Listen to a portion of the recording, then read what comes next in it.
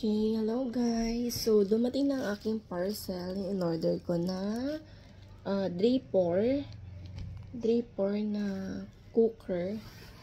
So, i-unbox natin siya today and i-check natin siya. In fairness, maganda naman yung pagkaka-bubble wrap niya. Sana walang damage inside.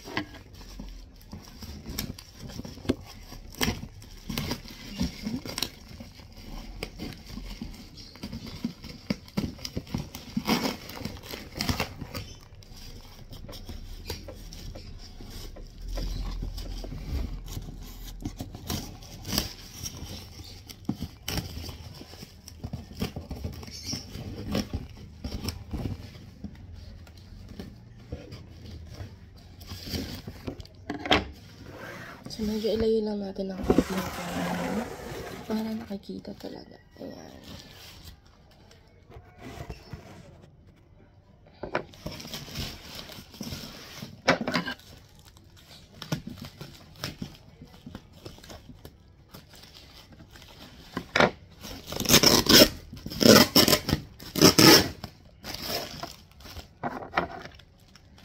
So, ayan na. Tanggalin natin sa bubble wrap. Pwede muna natin yan. And then, let's open. Feeling ko hindi pala siya ganun kalaki kasi yung box niya flat lang. Unlike kapag sa mga rice cooker. Akala kasi yung size siya ng mga rice cooker. So, let's check. Baka kasi yung rice ng box ng mga rice cooker, medyo malalaki siya. So, this one is not as big as rice cooker box. So, check natin. Medyo malaki siya. Wait lang.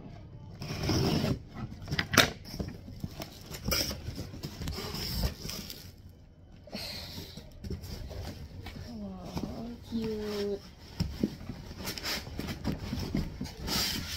So, meron siyang styro sa gilid para hindi shaky. And then, this is it. Wow.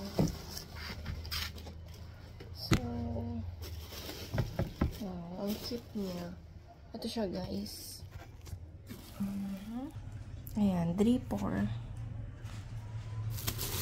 So, mukha naman siyang maayos. But, let's check pa din.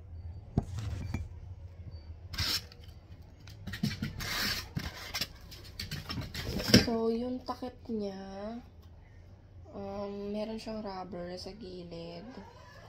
Damage, mukhang wala naman. So, ayan. Medyo maalikabok nga lang. And, ayan. Namamove pala to. Ayan. So, okay naman yung takip. Walang basag. And, the item itself, meron siyang kasamang cord, syempre.